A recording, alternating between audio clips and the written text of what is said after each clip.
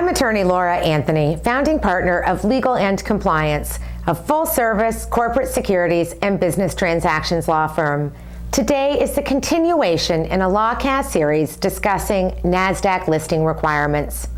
In the last LawCast in this series, I gave a brief summary of the various form requirements as part of the NASDAQ listing application.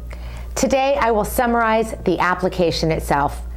NASDAQ has several listing applications depending on the circumstances of the listing sought. There are 12 different listing applications varying from an application where there has been a change of control to switching from another exchange or other U.S. market, such as the OTC Markets, to spin-offs and, of course, an IPO.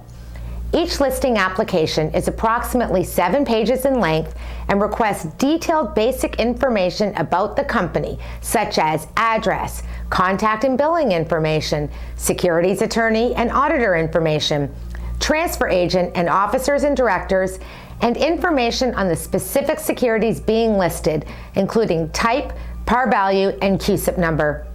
A NASDAQ application also requires disclosure and backup documents of inquiries, investigations, lawsuits, litigation, arbitrations, hearings, and all other legal and administrative proceedings involving the company, its officers or directors, or 10% or greater shareholders. Related to the company, the application requires disclosure of any proceedings in the prior 10 years that were initiated by any regulatory, civil, or criminal agency, which are material to the company and were asserted under state or federal securities, banking, insurance, tax, or bankruptcy laws, or which are material to the company and allege fraud, deceit, or misrepresentation. Related to officers, directors, or 10% or greater shareholders, the application requires disclosure of any proceedings within the prior 10 years that were initiated by any regulatory, civil, or criminal agency, or which allege fraud, deceit, or misrepresentation and requested damages in excess of $100,000.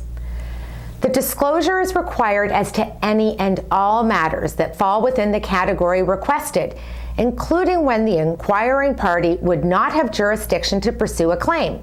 So, for example, inquiries by FINRA's Office of Fraud Detection and Market related to the trading activity and press releases of a company, although usually benign, must be disclosed. The application includes questions, it also includes questions designed to ensure compliance with the seasoning rules. Moreover, all private offerings, including bridge financings and Regulation S offerings that are contemplated or have been consummated within the prior 6 months, must be disclosed. A planned incomplete or busted offering may result in additional questions, and accordingly, care should be given in launching private offerings prior to a planned listing. Although NASDAQ has the right to request any supporting documents it deems relevant, certain supporting documents must always be included with the application. These type of supporting documents vary depending on application type. An application for an uplisting from an existing U.S. market, such as the OTC Markets, must include letters from 3 market makers confirming their agreement to make a market in the subject securities upon acceptance of a NASDAQ listing. It must also include any regulatory correspondence over the past 12 months and any shareholder confirmation documents.